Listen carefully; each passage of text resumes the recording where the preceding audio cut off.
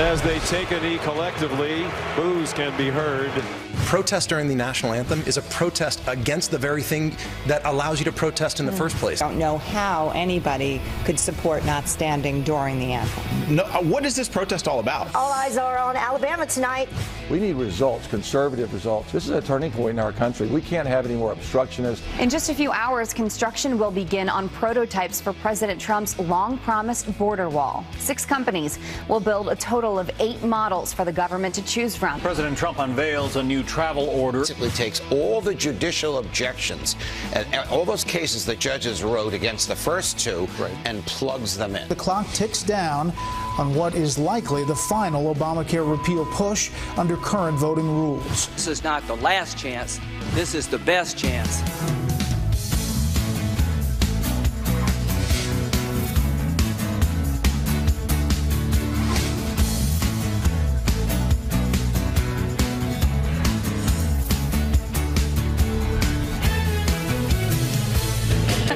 All right, so we have been interviewing this panel all morning. Brian did it in the first hour. I did it in the second hour. They're coming back up, and you have a lot of questions for them. We sure do. There you can see Ainsley with them just about half an hour ago talking about the pledge and the national anthem and standing or taking a knee. Is there any footage of me from my interview? Yeah, you're jealous? Yeah, I'm a little jealous. Come on. Gavin, can you find some video of Brian, please? It's all about FaceTime. Yeah. Hey, let's bring in right now the newest member of the Fox News family. Laura Ingraham has got a brand new show. It's going to be starting at the end of October, The Ingraham Angle. And Laura joins us today. Laura, good morning to you. Good morning. Early trick or treat, guys. How are you? Yeah. Right. Laura, we're wearing you out before your show. You were on Hannity last night live. Then we get you up again. Do we have a cot in the makeup room? Actually, yes. It's actually fun. In pajama parties, we have a good time. So all the makeup artists, they're great people. So we're good friends. We just play the John Cougar Mellencamp and have Laura as a guest. That's all we do. Plus, we're talking a lot about the whole national anthem, whether or not to stand. Last night, I don't know if you saw, you probably did, with the Cowboys, America's team, they all took a knee. And they all got booed before the national anthem, but then afterwards, when they brought out the flags, they did stand for the national anthem. What are your thoughts? Yeah, I think, Jerry Jones back in August said he disagreed with this whole anthem protest, and he was right when he said that. I think he was trying to strike a balance with supporting the NFL as a whole and supporting the country and the flag. I've met him a few times. He's extremely patriotic, loves the troops, does a lot for the troops. So I think, Jerry Jones himself meant no disrespect. But I will say that I think this entire exercise of the taking a knee has grown so tedious. And I think most folks watching these games, to the extent that people are still watching, because I think a lot of people are annoyed by this, it's not about the players. It really is. It's not about us or the media in general or the NFL. This is a civic tradition that we encourage all Americans to participate in because it precisely stands not for an individual, not for President Trump. It doesn't apply to a particular policy or an administration or a Supreme Court decision or a police brutality investigation. The anthem applies to the country as a whole. And if you do not stand for the national anthem, most Americans, I believe, truly believe, think you're disrespecting the country. So you might despise the president. You might hate everything he does. You have a right to do that. But that civic tradition is important as a type of glue that holds our society together. We are one nation under God, indivisible, with liberty and justice for all. Indivisible. Now, what makes us indivisible? Our freedom, our liberty, but the civic tradition that we encourage our children, we teach our children, I hope, as they grow older, at games, at public events, you stand, you take your hat off, you put your hand over your heart, and if you can sing, sing it. It's an honor. And I think most people believe these players should just be grateful that they're paid millions of dollars to play a game, as our men and women in uniform keep them safe at night. So I love seeing the veterans who are on these teams speak out. And I think they're skating on thin ice here, the NFL, right. And I think they're already paying a price, and the price will grow steeper with less attendance as time goes on. How do you get? My main thing is, how do you get out of this? And do you think the president should have weighed in on this? You know, you could make the argument that you elevate people like Kaepernick and the other anthem kneelers by even engaging. I kind of think with someone like Steph Curry, I'd say, look, I actually like Steph Curry. I think he's an amazing player. Love to have him at the White House. Love to meet him, but it's his prerogative. Mm-hmm. Welcome all champions to the White House. It's amazing to reach that level of athletic achievement. We look forward to meeting all the champions. They don't come, sorry, maybe next time. I actually think that makes the president seem bigger and the protests seem smaller. However, I understand his frustration, and he speaks from the gut on these things, and that's a gut check for America. Sure. I do think he's speaking for a lot of Americans when he said we're tired of this. And but you also elevate the protests a little bit in a way that maybe he might not have done, but I think I could go either way on it. Well, but between the president and the protesters, so are the fans, and we were running a little video earlier of all these fans who are destroying their memorabilia because they just feel like the teams and the players and the NFL have let them down. Yeah, it doesn't surprise me. Meanwhile, Villanueva's shirt is the #1 selling jersey in the NFL. Of course, Army Ranger who defies the Steelers and is an individual. These guys all claim we're individuals. We're speaking our mind. And meanwhile, he goes out there, and the coach says, "Oh no, we have to be unified on this. You can't go out there." He says, "Oh really?" And then yesterday, I don't think so. I don't think so. Yeah, yesterday he had a presser, and he apologized for doing that. So let's move on and talk about the things that, as Secretary of Defense Mattis, he doesn't have time for football. He's got to defend the country. Let's talk about health care. Yeah. So we heard this morning. Last week it sounded really promising that something could happen this week, that this could be repealed and replaced. Doesn't look so promising now. There are 4 no votes for the GOPs. You have Susan Collins, Senator Rand Paul, Senator John McCain, and Senator Ted Cruz. Now, Ted Cruz's aides are saying that he seeks changes to the bill so that he can vote for it, but still it won't be enough. Once you get 3, it's not passing. The problem here is that the Republicans botched it at the kickoff, to stay with the football analogy. They just botched it from the beginning. Now they're up against this supposed time deadline, and they're trying to cram through something that really isn't a real repeal. I think Rand Paul is right on that. Is it better than nothing? Maybe. But they're here because Mitch McConnell couldn't get the job done on full repeal. They're here because the Republican Party, in a reprehensible manner, has failed the working class people and the voters who elected them to do precisely what they claim they would do. Right. So it's really not about Susan Collins or John McCain or Rand Paul. It's not about that. If you are going to be the leader of the Senate, you need to get your coalition together, or stop promising things. Just say we're gonna do this, or kick the can down the road thing for the next X number of years. Stop promising that you're going to lead and improve the country. Laura, and stop going on vacation. They're gone all of August. They're gone again in September. When things get tough, they go home. It makes no sense. But in the big picture, repeal and replace is done. Do you think that President Trump and Steve Bannon are on the ballot today, as well as Luther Strange and Judge Moore? Yeah, they're different people. I actually don't. I think that President Trump was right to say on Friday, whoever wins this, he's going to support vigorously, because obviously it's better than the Democrat alternative. I think it does remind us of this, though. Conservative populism isn't about one person. Donald Trump gave it the voice and the platform and a muscular defense throughout this campaign. And he went on offense on all these issues. But it's really, in the end, it's about the issues. And the issues matter in this race. I didn't endorse either candidate in this, because I just didn't think it was my place at this moment. But I do believe that the people of Alabama know their future better than anyone else, and they're going to pick the candidate that they believe best advances the Trump agenda. I don't know who they'll ultimately pick. I have to guess. I guess it would be Roy Moore. But I think it just reminds us, this movement, as Donald Trump has said, it's not about him. It's about the country, moving it forward. tamping down on political correctness, et cetera, et cetera. We're looking live right now. Luther Strange, who currently is the senator from the great state of Alabama, he and I believe that is his wife, are going into a polling place there in Birmingham, Alabama. And I think it is safe to say we know who he's going to vote for. Yeah, I think it's a good lesson for everyone watching that substance matters. The left will tell us that Donald Trump won because of his celebrity or his reality show background or because, he was a straight talker, the Republicans just screwed up. No, he won because of the issues.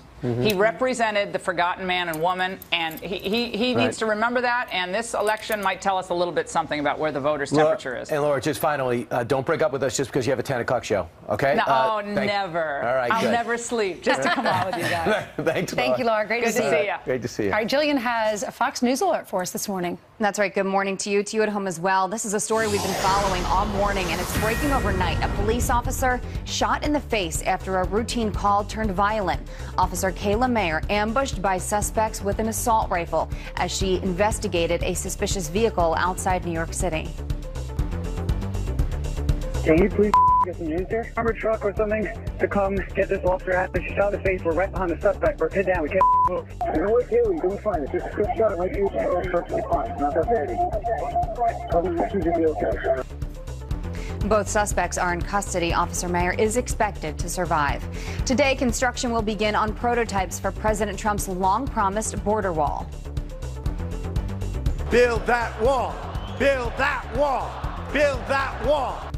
6 companies will build a total of 8 models for the government to choose from just south of San Diego. Half will be made of concrete. The rest will be made up of other materials. Congress is now working to pass nearly $2 billion to start funding the wall. The Supreme Court canceling its hearing on President Trump's previous travel ban. Justices now need to determine if the pending case is moot after the White House announced new travel restrictions. Earlier, Judge Napolitano said people will still take issue with these new rules. Willing to bet that some judge will enjoin it before it even kicks in. I just don't see how judges can get involved in this on their own for their own political agenda. The Supreme Court hearing was scheduled for October 10th. So look at your headlines on this Tuesday. I'll send it back to you guys. Right. Busy day. Yeah, Thank you. Thanks, Jillian. A Fox News alert. Desperate pleas for help down in Puerto Rico. People are waiting days for fuel, and the lines are only getting longer. Geraldo Rivera is live in San Juan next. And what do Americans really think about those anthem protests? A panel of former NFL players, professionals, military, and parents here for a live, must-see discussion.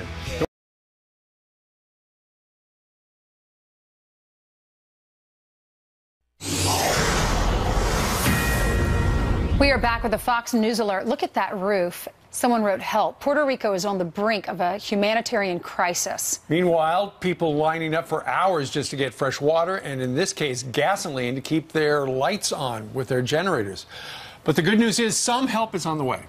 That's exactly right. Fox News correspondent at large, Geraldo Rivera, joins us now with the latest. Geraldo, how is everyone doing down there, and how's your family?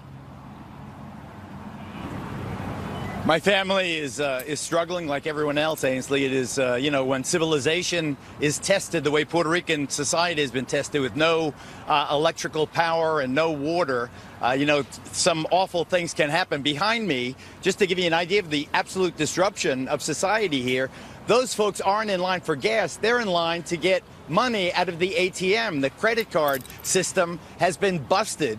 People cannot access their credit cards. They can only get to very selective ATMs to get their money. So aside from the lack of water and the lack of gasoline, there's also the lack of money, of cash to pay for it. The president last night finally addressing this critical issue in a series of tweets. I'll read them. Texas and Florida are doing great, but Puerto Rico, which was already suffering from broken infrastructure and massive debt, is in deep trouble. Its old electrical grid, which was in terrible shape, was devastated. Much of the island destroyed, with billions of dollars owed to Wall Street and the banks, which sadly must be dealt with. Food, water, and medical are top priorities, and doing well. I don't think they are doing well, with due respect to the president. And I think that what we need here in Puerto Rico is more compassion again. I mean, everything is busted here. This gas station can't pump gas. That's a high-rise. Puerto Rico famous for these condos near the ocean that has no elevator. There's no water. If you want to flush the toilet on the top floor, you got to walk up 20 stories to get a gallon of water in your commode to flush it. And the electrical grid, which they are saying needs to be repaired, it doesn't need to be repaired. It needs to be totally replaced. It is savaged. The business behind us on the other side of the highway here, absolutely destroyed. I don't know when and how they can get that up and functioning again. But the main thing is water, food, compassion, and a massive rebuilding program. This isn't the time for blame. This is the time to help a fellow American citizen, Stephen Ainsley. You are right about that. All right, Geraldo, we thank you very much. Thanks, Geraldo. Perfect way just to show us how everything around him is all messed up. Puerto Rico, Croatia, there's so many people that are hurting. Meanwhile, our next guest defended our flag for 26 years and watched his fellow Marines die for it. This morning, he is disgusted by all of the anthem protests in the NFL. He has a message for the commissioner that you don't want to miss.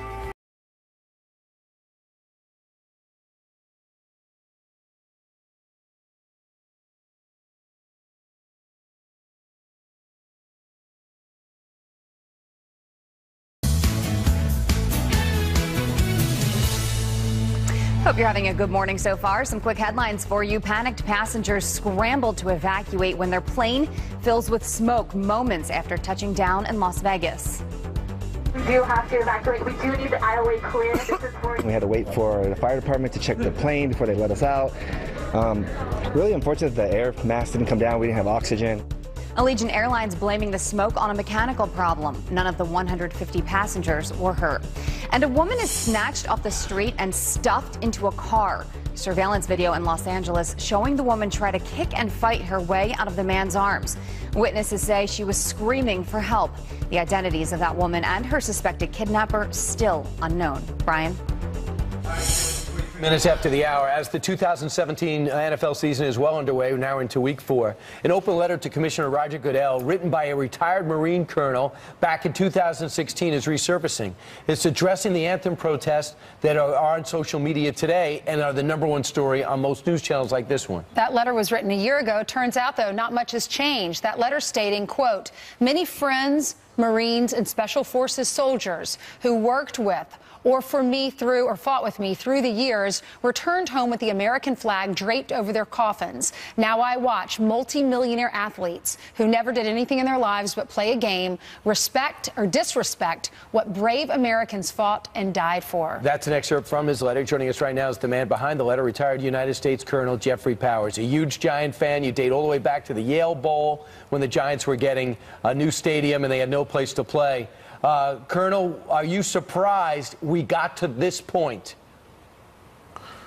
Yeah, I am surprised. And you said huge Giant fan. That's past history now, Brian. No longer a Giant fan. No longer a fan of the NFL. Fed up with it, actually. Why? It's out of control, and they're spitting on the graves of our fallen. And look, today you just announced some police officer got shot in the face. There's cops lining up right now as we speak throughout the country for roll call. They don't know when they're going out there, what's going to happen to them, if they'll get home to their families or not. But they're the bad guys, you know. And overseas you have, I know probably right now up in Afghanistan and Syria and Iraq, you got guys with rucksacks weighing 100, 120 pounds, high altitude, day in, day out, maybe 3rd, 4th, 5th deployment. They come back, if they come back at all, if they come back alive. But, you know, these guys don't care. It's all about them. You know, that's all it is. Colonel, tell us the story about your friend, Sergeant Garrett Mongrella, and your last conversation with him. Yeah, we were during Desert Shield working up for Desert Storm. We were in Saudi Arabia training.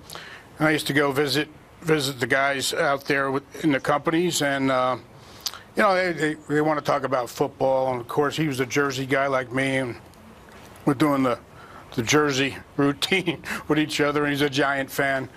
And, you know, this football thing brought everybody together. And in the core, everybody's green.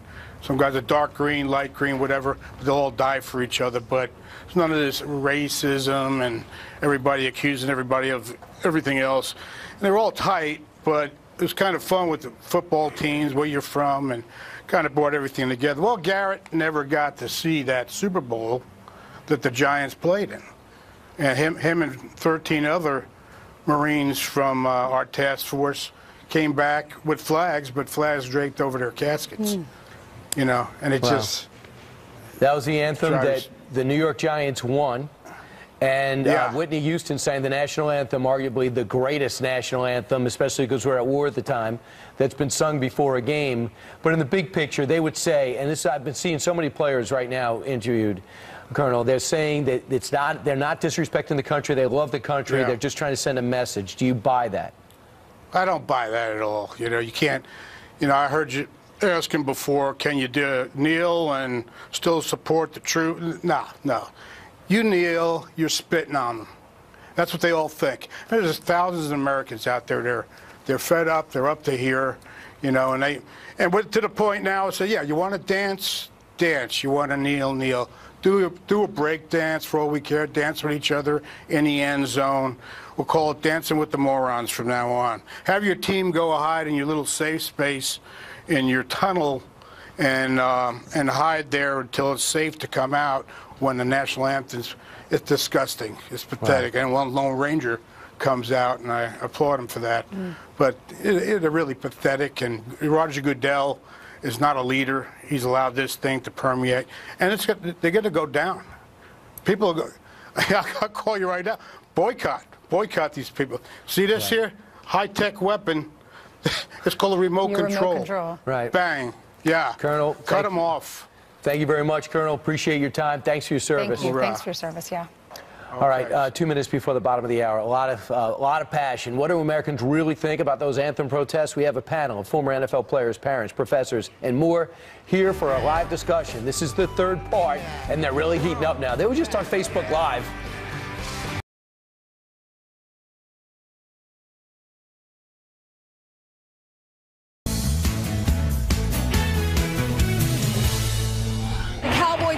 Wanted to show unity, but they were very adamant about wanting to separate that message from the national anthem. Sean? All right, Lisa, and as they take a knee collectively, boos can be heard from this sellout crowd in Arizona. And that's how it went down last night with America's team, the Dallas Cowboys. Everybody took a knee. There were a lot of boos, but that was before the national anthem. And then they all stood up, locked arms, and watch the national anthem play out. Is that a good prototype for where we go from here? Continuing now with our live town hall panel. We've got a dozen people from all walks of life joining us right now. Let me ask you this, a series of questions, show of hands. According to the NFL Game Operations Manual, all players must be on the sidelines for the national anthem. They've got to be standing up. They've got to be looking in the direction of the flag and whoever is singing. If you don't, you're subject to a fine. Who thinks, going forward, if people don't do that, they should be fined in the NFL? Who thinks they should be fined? All right, most of you. Who does not think they should be fined? All right, Professor, why not? Because this is bigger than these guidelines. And let's be clear here. I do not think that this one sole issue is the only issue that the NFL should back. I also think they should allow other issues to come into the mix because we cannot separate the sportsmen from major social injustices, and that's what we're trying to do here. But what is getting accomplished by taking a knee? And I think us having this town hall is what's getting accomplished, and I think we need to take this type of conversation on a national level for us to continue to talk about issues of social injustice, issues of racism, and move that forward. Deneen, you're right behind her. What do you think? This whole issue could have been avoided. You just mentioned the conduct code that the NFL has. Roger Goodell has failed the NFL, has failed the consumers who spend thousands of dollars to buy tickets, to seat licenses, to go to the games and have fun. What they're going to realize, Roger Goodell, the owners, the players, the coaches, they need us. We don't need them. So we'll see what will happen as this continues. But if they continue this, there's a Fox and Friends poll. 94% of Americans are opposed of what the NFL is doing. There's an important way in the way you started this segment.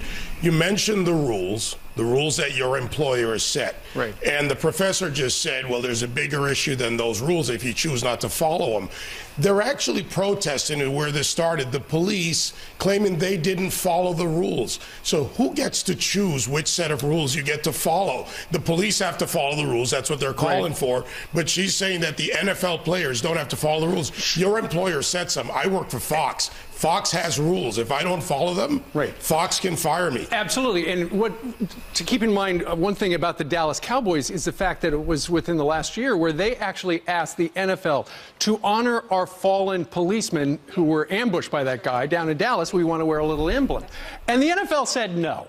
So, you know, they followed that. That's the main problem, is that there is no consistency in their policy regarding this. If you the NFL has made this worse. Can I see? That's right. Can I see the hands? Yes. Who thinks the NFL is the big villain here? I think the president made it worse by his comments. Absolutely. And one thing that we need to point out while we're talking about rules, the Department of Defense paid the NFL to have these athletes stand for the anthem and out on the field. For years ago, this wasn't even required. They stayed in the locker room. Look, I think President spoke to right back here, Burgess. I'd love to put this in context, guys. I grew up in Tallahassee, Florida, segregated South, Jim Crow. A lot of you played in the NFL, Burgess. I played in the NFL. A lot of people don't realize that through the 40s, 50s, and 60s, the black community, with all that stuff, led our country in the growth of our middle class. We led our country in terms of men committed to marriage. We led our country in terms of the percentage of entrepreneurs. We were doing the things we needed to do because we believed in that flag. And I remember in 7th grade, walking to school early, putting the flag up and bringing it down, and knowing that if it ever touched the ground, it would be desecrated. Because I had a dad who taught me to be proud of that flag. And every defeat I've gone through life, I've always said, in this country, I can get back up again. This is one place I can do it again. Right here in the front row, also from the NFL, Chris Valletta. You know, thank God we live in this country, because there was a woman who was publicly executed in North Korea, and her crime was watching a Hollywood movie. Okay, that's the reality, and thank God we don't have those issues in this country, and by God's grace we never will. I think what's important to remember is that the national anthem is representing the fact that we live in this type of country. That moment, those seconds, however long it takes to sing that anthem, is the time when all of us should stand shoulder to shoulder, hand on heart, and proclaiming the fact that we live in a free society that affords us the right to protest whatever we want. And I happen to agree. I happen to feel that the protests are valid. They are, as I said, just misguided. You have to do it elsewhere. The anthem is not the place to do it. And Steve, I agree. I think the NFL is all disjointed here in terms of them not creating policies and rules. Well, let's not talk about the NFL. Let's talk about the NHL, National Hockey League, for a moment. There was a coach who came out last year and said, anybody who's going to sit for the national anthem is going to sit for the whole game. Who thinks the NFL could take a lesson from the NHL? Let's go Rangers. You know, at the end of the day, the consumers are going to vote with their wallets. They're not going to go to games. They're not going to purchase products. But advertisers are going to vote with tens of millions of dollars. When we start moving money out of the advertising arena and we start making our own statement on the impact of the lack of patriotism here in the NFL or NHL. Right next to you is the professor. Just say, though, that the flag affords us the opportunity to protest. Now, I agree with Deneen and David. If I'm working for an employer, they have a right to set the rules. If they don't want me to kneel, I can't kneel. But beyond that, the idea that you can't protest the flag, that's the very thing that it stands for. You can't desecrate it, but you can protest. That's what we're allowed to do. Let me ask you this. We know that the protests have been going on for over a year, but it was gigantic this weekend, right? How many think it was because of Donald Trump who made this a big issue? All right, so, I mean, we're all together on this. Go ahead. That you should be fired. Look, hang on 1 second. Hold on. He did at the end. If you're an employee, I made this comment earlier. If you go into a Starbucks and right before you order your latte, the person behind the counter starts to spat off their political opinions and views, they could be subject to termination. You're an employee of a business. I played in the NFL. Believe me, they make it clear that you're an employee. You should be subject to rules. You know, the rules are gray, and that's the problem. The thing about the protests on Sunday, which so many people lost this was the fact that Sunday was National Gold Star Mother Day. And one Gold Star mother was in attendance. And Sean, I think you know this story. You're nodding your head. And she saw somebody taking a knee, and she took a breath, and she goes, they're protesting the flag. The same flag that my son came back in a coffin in. By the way, there's a lack of understanding of history, and I want to give everyone watching an example. In the game in the UK, the NFL players stood for God Save the Queen.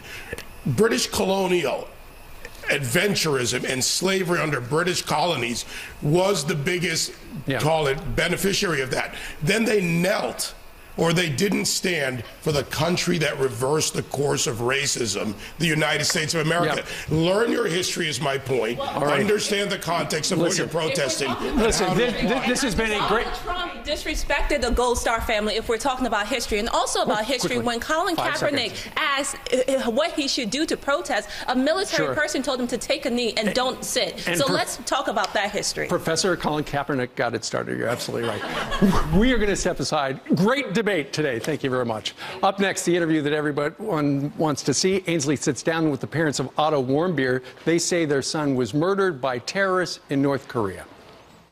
21-year-old American Otto Warmbier, a student at the University of Virginia, put on display for the media by the North Korean government. I have made the worst mistake of my life. Bless his heart, Otto was sentenced to 15 years of hard labor for apparently trying to take a propaganda poster from a hotel. That's not the image that I have of my son in my heart. We were told early on by the past administration that we were urged to keep quiet, and we accepted that. We'll be fine as a family as soon as you get home. Hang in there, Tiger Boy. You're coming home. The Department of State has secured the release of Otto Warmbier. We're also thankful to Rex Tillerson and to President Trump. They wanted Otto home. Otto's not in great shape right now, and he's been through a real tough time. He has not engaged in any purposeful movements or behaviors. Otto had been terrorized and brutalized for 18 months. A young college student back home to his parents, unresponsive and in a coma. And I knelt down by his side and I hugged him, and I told him I missed him, and I was so glad that he made it home. I'm able to wear the jacket that he wore. I just wanted to pass on word that Otto Warmbier has just passed away. I haven't ever seen him that disturbed or emotional in a very long time. Our thoughts and our prayers remain with his wonderful family. Tough to watch. Otto Warmbier's parents are here, Fred and Cindy Warmbier. They're joining us now in their first television interview since that day, since their son came home and then passed away. Thank you for being here. Why did you decide you wanted to tell your story now? Thanks for having us, Ainsley. It's been 3 months since Otto has died, and we buried him. And our family has had time to come together and process this horrible situation, do some healing. But now we see North Korea claiming to be a victim, and that the world is picking on them. And we're here to tell you, North Korea is not a victim. They're terrorists. They kidnapped Otto.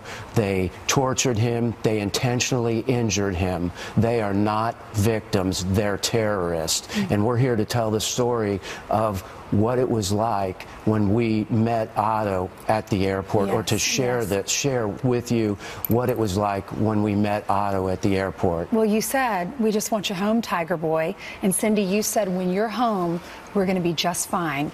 They sent him home in a coma, and 6 days later, he passes away. What was that like when you saw him for the first time after being gone, separated from him for a year and a half? Well, we thought he was in a coma, but you couldn't call it a coma. When I talked to Senator Portman that morning, he said Otto was on a plane coming home, and I asked him, is there brain damage? And he said, there's severe brain damage. So what we pictured, because we're optimists, was that Otto would be asleep and maybe in a medically induced coma, and then when our doctors here would work with him and he'd get the best care and love, that he would come out of it and Fred's going to tell you what happened when we went on the plane. I'll describe to you what it was like for our family when we met Otto at the airport. We were in a waiting room with the medical team as the plane arrived. It was determined that the medical team would go on the plane before our family. They went on the plane. 5 minutes or so later, they came down and they said it was time for our family to go to the plane. It was myself, Cindy, Austin, and Greta. We walked over to the plane. The engines are still humming. They had just landed.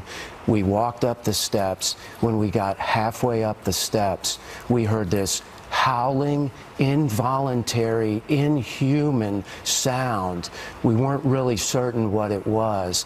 We climbed to the top of the steps and we looked in, and Otto was on the stretcher across in the plane, and he was jerking violently, making these inhuman sounds. Cindy and Greta ran off the plane. Austin and I walked over to Otto. Otto had a shaved head. He had a feeding tube coming out of his nose. He was staring blankly into space, jerking violently. He was blind. He was deaf. As we looked at him and tried to comfort him, it looked like someone had taken a pair of pliers and rearranged his bottom teeth.